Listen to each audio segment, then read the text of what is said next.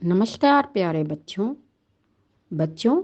आज हम सृजनात्मक लेखन के बारे में पढ़ेंगे। किसी व्यक्ति द्वारा अपने ज्ञान के आधार पर और बिना किसी दूसरे की सहायता के किसी भी प्रकार का किया गया नवीन लेखन सृजनात्मक लेखन कहलाता है। प्रभावशाली सृजनात्मक लेखन बच्चों का ध्यान आकर्षित करता है, बच्चों में रुचि व इच्छा जागृत करता है।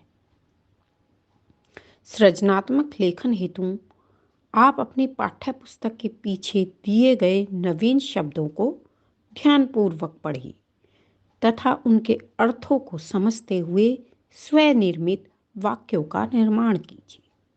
जैसे आकर्षण। आकर्षण का अर्थ है अच्छी लगने वाली चीज। तो आप अपना वाक्य क्या बनाएंगे? सोचिए सोचिए। तो चलिए थोड़ी सी मदद मैं कर देती हूँ। मैंने अपना वाक्य क्या बनाया, आप भी अपना वाक्य सोच लीजिए। मेरा वाक्य है, मुझे गुलाब का फूल आकर्षित करता है। दूसरा शब्द है आघात, जिसका अर्थ है चेतावनी देना। अब यहां पर मेरा वाक्य है, आग लगने पर तुरंत वहां के लोगों ने आसपास के लोगों को चेतावनी दी। उसी प्रकार आपका वाक्य क्या होगा? सोचिए सोचिए और बताइए अपने मम्मी या पापा को, भाई या बहन को। ऐसे ही तीसरा शब्द है हमारा खानसामा, खाना पकाने वाला। तो मेरा वाक्य है, मेरे घर में एक बहुत ही बुजुर्ग खानसामा थे जो स्वादिष्ट भोजन पकाते थे। आपका वाक्य क्या बना? बनाइए बनाइए और बनाकर लिखिए। उसी प्रकार हमारे पास 4 नंबर पर शब्द है छप्पर। छप्पर का क्या अर्थ है? फूस आदि की छत। तो इसके लिए मेरा वाक्य है, आप भी सोचिए अपना वाक्य। तो ठीक है, मैं अपना वाक्य बताती हूँ। मेरा वाक्य है, मेरे गांव में बहुत सारे घर छप्पर की छत से बने हुए थे। या मैं कह सकती हूँ, मेरे गांव में बहुत सारे घर थे जो छप्पर के थे और मुझे बहुत ही पसंद थे।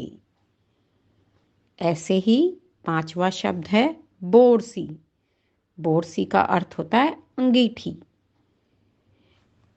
बहुत सर्दी में मेरी दादी बोरसी लेकर आती थी और हम सर्दियों में बोरसी के सामने बैठकर हाथ सेकते थे। इससे हमें गर्मी मिलती थी। तो ऐसे ही आप भी अपने अपने वाक्यों का सृजन कीजिए।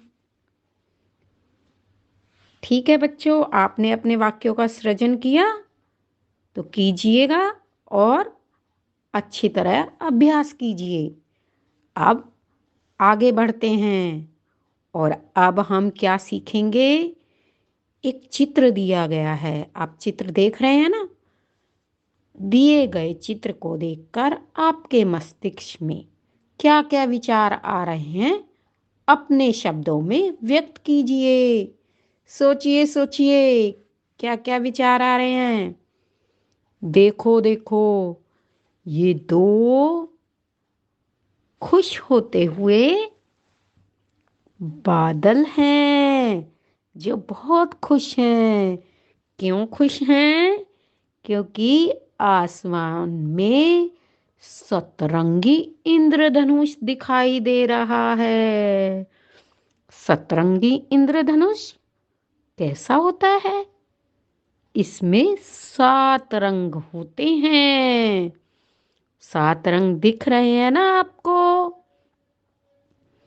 जिसमें 7 रंग कब आते हैं ये आसमान में?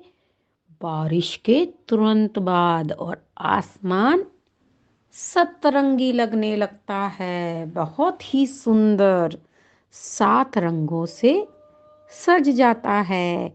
अब इन 7 रंगों के नाम भी सोचिए आप सभी।